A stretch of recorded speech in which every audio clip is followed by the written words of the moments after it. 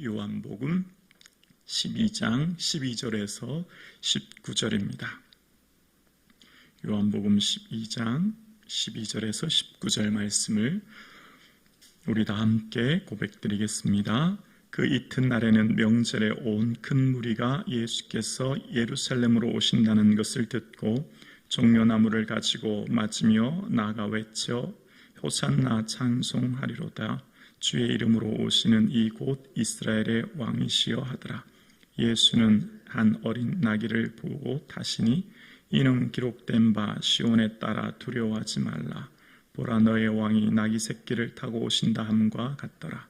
제자들은 처음에 이 일을 깨닫지 못하였다가 예수께서 영광을 얻으신 후에야 이것이 예수께 대하여 기록된 것임과 사람들이 예수께 이같이 한 것임이 생각났더라.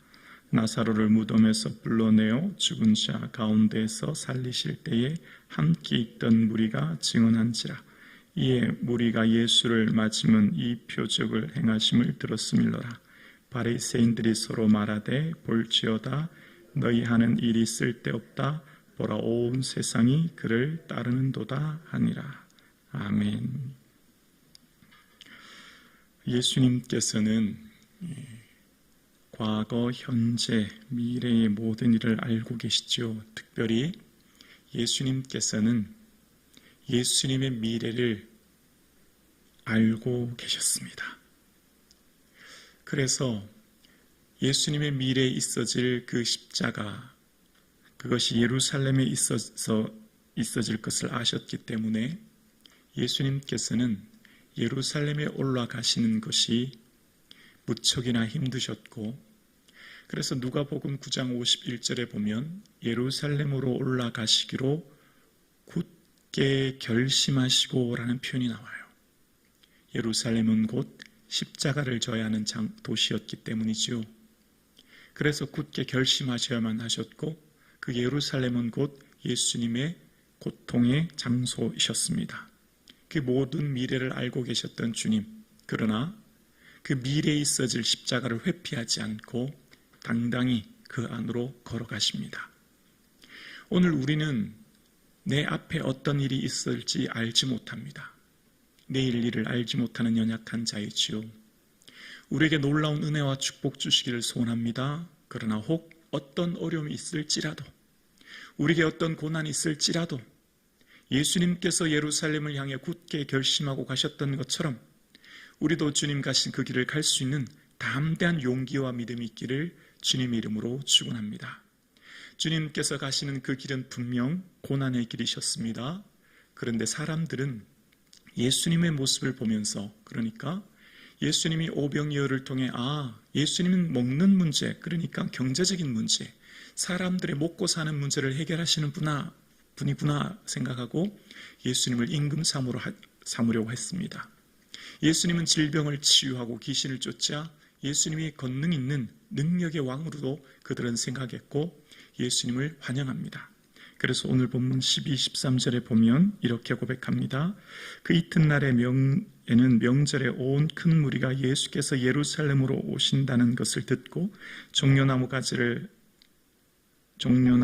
가지고 맞으러 나아가 외치되 호산나 찬송하리로다. 주의 이름으로 오시는 이곳 이스라엘의 왕이시여 하더라. 호산나라고 하는 의미는 지금 구원하소서라는 거예요. 예수님, 지금 우리를 이 로마의 압제로부터 해방시켜 구원해 주셔서 정치 군사적 능력의 왕으로 오셔서 정치적인 해방과 경제적인 번영을 좀 이루어 주십시오. 지금 이곳에 우리에게 풍요와 자유와 기쁨을 이곳에서 맛보게 해주십시오. 그렇게 소리치면서 예수님을 누구라고요? 왕으로 고백합니다.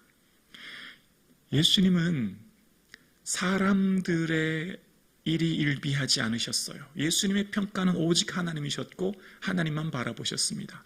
사람들의 어떤 평가와 기준에 주님께서는 휘둘리지 않으셨습니다.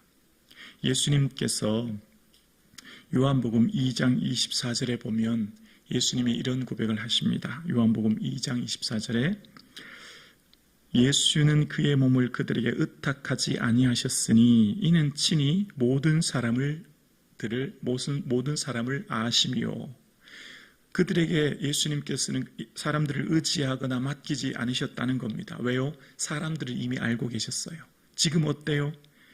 겉옷을 깔고 종려나무 가지를 흔들고 호산나 찬송하리로다 주님을 대해서 사람들이 환영하고 칭찬하고 예수님을 왕으로 모시지만 잠시 후 예수님 어떻게 되죠?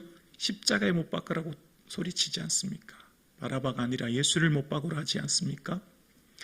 예수님은 단 한 번도 사람들에게 자신의 몸을 의탁하지 않으셨어요. 오직 하나님께만 의탁합니다. 우리의 삶도 예수님처럼 사람에게 우리의 삶을 의탁하는 것이 아니라 오직 하나님께 주님 내 인생을 의탁할 수 있기를 주의 이름으로 축원합니다. 사람은 믿을 대상이 결코 아니에요. 사람은 오직 사랑의 대상입니다. 지난 시간에 예수님이 나사로를 보고 우셨던 것처럼 사랑은 뭐가 있다고요? 아픔이 있어요. 사랑은 아픔을 동반해요. 사랑의 대상이란 말은 다른 말로 아픔으로 그들을 품어야 될 사람들이지 결코 믿을 수 있는 존재가 아닙니다. 여러분도 인생 살면서 어떻습니까? 많이 겪지 않습니까? 우리의 살아가는 삶 가운데 예수님처럼 예수님도 하나님의 오직 평가만을 바라보고 하나님께만 의탁했던 것처럼 우리의 모든 삶에 사람에게 내 삶을 의지하고 믿는 것이 아니라 의지하고 믿을 대상은 하나님이요 사람은 사랑의 대상임을 기억할 수 있기를 원합니다. 그리고 이후에 이렇게 이야기합니다. 14, 16절입니다. 예수는 한 어린 나귀를 보고 타시니 이는 기록된 바 시온 따라 두려워하지 말라 보라 너의 왕이 나귀 새끼를 타고 오신다 함과 같더라. 16절의 밑줄 그었음 감사하겠습니다. 제자들은 처음에 이 일을 깨닫지 못하였다가 예수께서 영광을 얻으신 후에야 이것이 예수께 대하여 기록된 것임과 사람들이 예수께 이같이 한 것임이 생각났더라. 자, 오늘 본문을 잘 보세요. 제자들이 예수님께서 하셨던 말씀뿐만 아니라 지금 예수님의 그 모습, 많은 사람들이 예수님을 향해 호산나 찬송하리라도 외치고 또 예수님이 어린 나귀를 타고 예루살렘으로 오시는 것, 이것이 지금 뭔지를 잘 깨닫지 못했다는 거예요. 그런데 언제 깨달았다고요? 영광을 얻으신 후에야. 보이세요? 그 영광이 뭐예요? 영광은 다른 말로 십자가죠. 예수님이 십자가 지시고 난 후에야 비로소 이것이 예수님에 대한 것임을 깨닫게 되었다는 것입니다.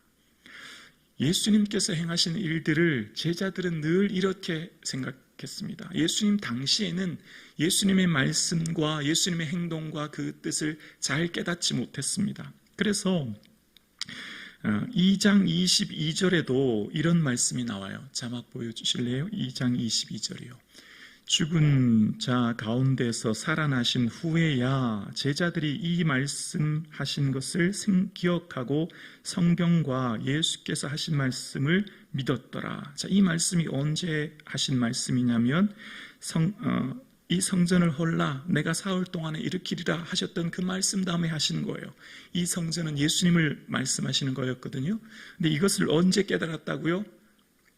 예수님이 살아나신 후, 부활하신 후 깨달았다는 거예요. 지금 오늘 본문도 마찬가지죠. 영광을 얻으신 후, 십자가와 고난을 받으신 후에 부활하신 후 깨달았다는 것입니다. 우리의 삶 가운데 삶의 순간순간 그 일이 이해되지 않을 때가 많아요. 지금 내게 닥친 일들과 어려움들이 다 이해되지 않아요. 근데 언제 이해돼요? 다 지나간 후에. 그것이 다 지나간 후에 되돌아볼 때 어떻게 그것을 깨닫게 되는 거예요? 하나님의 은혜로 그것을 바라보게 되는 거죠. 그래서 요한복음 14장 26절 우리 자막 보여주실래요? 보혜사 곧 아버지께서 내 이름으로 보내실 성령 그가 너희에게 모든 것을 가르치고 내가 너희에게 말한 모든 것을 생각나게 하리라. 성령님이 임재하신 후에야 비로소 그랬지 예수님 하신 말씀이 그런 뜻이었구나. 예수님 하신 말씀이 이런 거였구나 라고 하는 것을 어떻게 해요? 생각나서 깨달아 알게 되었다는 거예요. 다시 말하면 성령의 감동으로 기록된 성경과 그 말씀은 오직 성령의 임재와 성령의 은혜로만이 깨달아지고 생각나고 이해할 수 있다는 겁니다. 오직 성령만이 우리에게 말씀이 은혜가 되게 하고 말씀이 능력이 되게 하고 말씀을 깨닫게 하고 말씀이 힘이 되게 하죠. 그래서 깨닫는 게 있어요. 성경 말씀을 읽을 때 또 깊이 기도할 때 그 성경 말씀을 깨닫게 하시고 이해하게 하시고 더 풍성한 은혜로 이끄시는 거죠. 성령만이 우리의 삶 가운데 하나님의 말씀이 생명의 말씀을 믿게 되고 말씀 가운데 능력 있는 삶을 살게 하는 것입니다. 성령에 충만하십시오. 성령의 권능을 받으십시오. 성령의 은혜를 사모하십시오.